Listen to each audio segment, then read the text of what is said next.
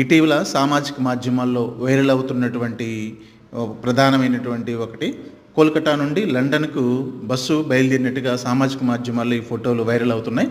ఇది 1957 ఏప్రిల్ 15వ తేదీన లండన్ నుంచి తొలిసారిగా ఓ బస్సు బయలుదేరినట్టు, అలాగని లండన్లోని విక్టోరియా కోచ్ స్టేషన్ వద్ద వారు బస్సు ఎక్కి మొత్తము దీంట్లో 20 మంది ప్రయాణం చేసినట్లుగా తెలిసింది.